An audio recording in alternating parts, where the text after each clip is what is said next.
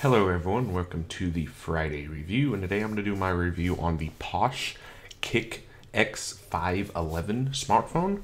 This is a 5-inch display smartphone that runs Android 4.4 KitKat, and it is an IPS display, so you're going to get a nice bright display. It's not going to be a TN panel where you're not going to be able to see multiple angles. You'll be able to see using the phone, viewing at different angles, and it won't be blurry or just see the LED light.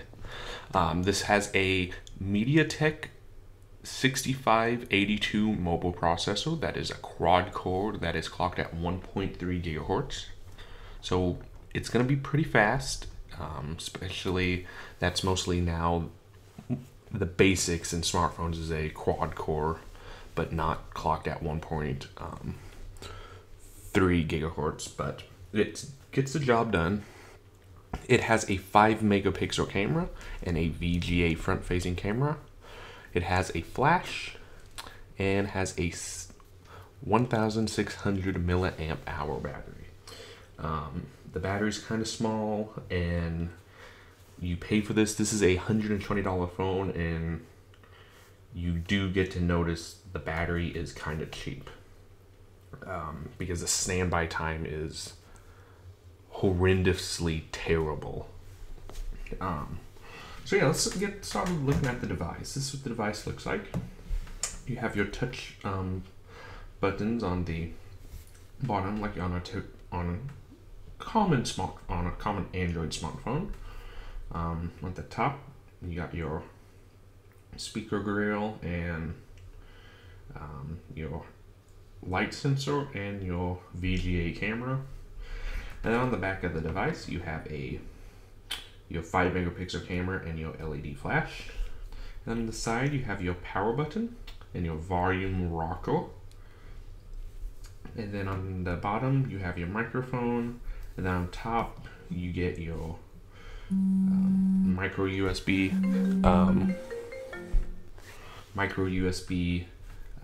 charging cable port and a headphone jack. This phone does come with a headphones and charger, and it does come with a free case, since this is a Chinese phone, so you're not going to be able to find cases for this phone in particular, but the company is based in the US, so that is kind of nice. And then on the back, you do got your speaker down here, and it has a removable back plate. If you take it off, you can see you have an SD card slot that can support a 32 gig SD card and 2 SIM slots. And then this is your battery. It is a removable battery. It's a kind of a thin battery. That's one thing I do have to give Posh credit on, is this is probably one of the thinnest cell phone batteries I've actually seen. So that's really nice. But the battery life is terrible on it. So that's nothing to be impressed about. The boot time is decent. And as you can tell, this has an IPS display, so right now you guys can actually see the screen without me having to hold it up. It's great that they included that, because cheaper TN panels is just horrendously terrible. And then you said the Posh logo for a while. It pretty much has stock Android on it. But I'm using the Google launcher on it because I've noticed it makes the device run faster. This device also has a 1 gig RAM too, so it's okay. So that is something too. You got your typical lock screen, and then like I said, I'm using the Google launcher, so it's nothing. It's sort of more like stock Android a little bit. I don't know what just happened. Oh, I opened the camera. So yeah, overall, browsing things and loading apps, it takes a long, sometimes when it's force boots it takes a long time, but Once the phone gets going, it starts to load things faster. The touchscreen works decently. As you can tell, there is some kind of lag a little bit, but it's not that bad. The phone's still usable. But one thing I do very dislike about this touchscreen is typing is kind of bad on the touchscreen. It doesn't register with the touch most of the time. So you'd be typing and all of a sudden it would just stop typing. And then just all of a sudden type a bunch of random letters that you started typing and not in order. But I noticed like on the touchscreen, like this edge, this little fine edge right here, like we're at the end of the blue and the Google logo, right in that little area and on down, it seems like the touchscreen is unresponsive right in that small little area, because when typing, I notice when I'm over here more typing that it doesn't seem to register the touch as good as it does on the other side. So that is one thing that's kind of a little issue that I'm kind of bugged about, but it's not that bad. Like I said, the 5 megapixel camera is decent. I will have photos at the end of the video of photos taken with the camera. Low light is flat out terrible. If you expect to use this phone to take photos at nighttime, the LED works, but the camera does not work good at nighttime. Like the other day I tried to post something on Instagram, on our computer group's Instagram, and it took me like 30 photos to get one that was decent in low light to post. So that is something that's kind of a bummer. But overall, Android itself works pretty fast on the device. You can easily use it as a replacement for a time being. I have to say I'm not a big fan of it, but I still use it because it still works decent. And right now for some reason Google Launcher crashed. But this is the Android that is on the phone by default. This is not Google Launcher. So it's pretty much stock Android, but I noticed that Google Launcher runs a lot better.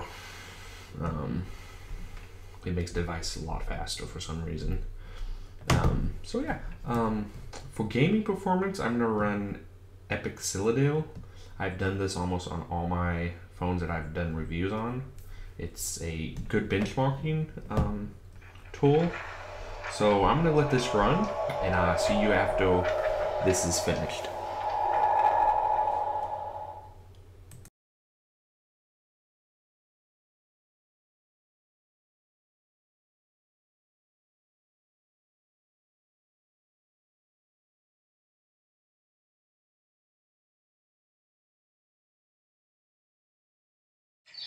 Okay, now since the benchmark is done, it's got, let's turn this down a little bit. On high quality, it got basically, I'm gonna give it 33 frames a second.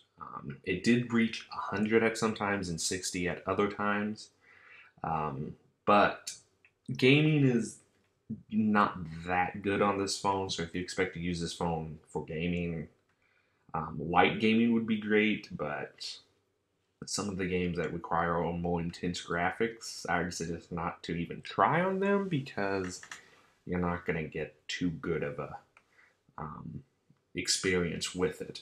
But it's a $120 phone. If you're buying this to expect it to play a lot of high graphics games, it's not going to do that, because it's 120. It's built more for basic needs than it is for gaming and different things. So I'm gonna get out of that. The camera app that is included is just kind of a basic camera app.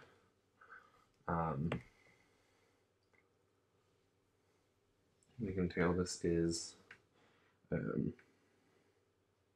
take a photo,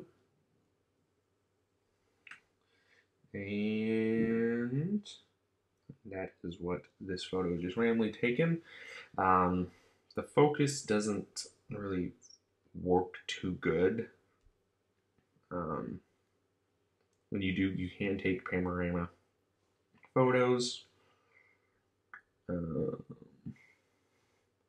and different things, and then it does have a few little oddball settings that you can change. But again, like I said, it's not gonna be too crazy of a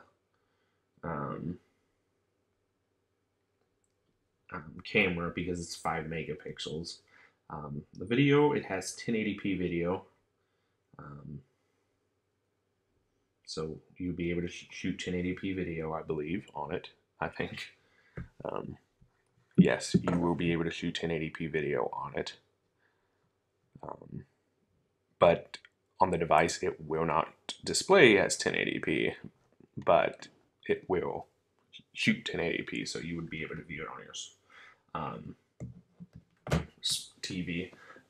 Overall, this is a great phone. If you need a phone to just get by for a while, this would work out great for you.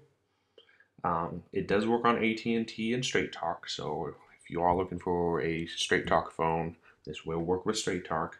But again, do keep in mind, you get what you pay for. $120 is a nice price for a decent phone that has like these type of specs. Yes, it would be good if it had a little bit more features, but Posh does make phones, a bunch of different lines of phones, and I do hope to review more in the future, but at this time, I got this. I needed a phone because I actually did have a Google Nexus that I was using, and it broke, and I needed a phone for a backup phone, and I decided, why not just pick up one of these? Because I've been eyeballing Posh's phones for some time now to review, and I finally decided to pick one up to review. And overall, it's a good phone. The standby time, I will tell you a quick story about the standby time. One night, I fully had it charged, and then I went to bed. When I got up the next morning, the phone had already died. And it was not even being used.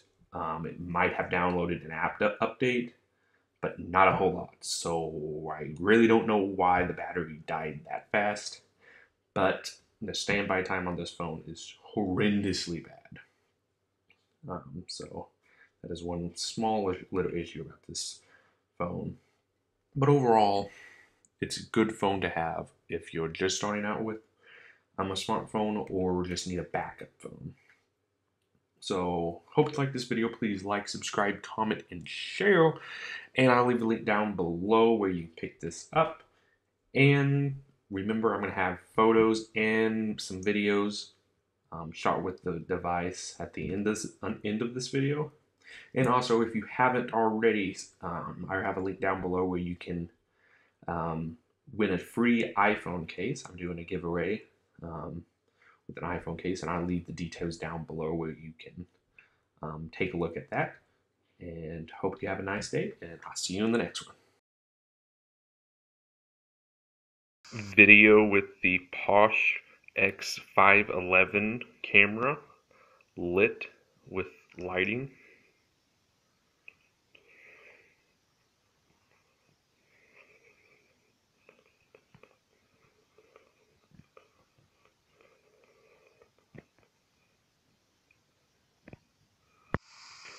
Video with Posh x511 with just sunlight and darkness.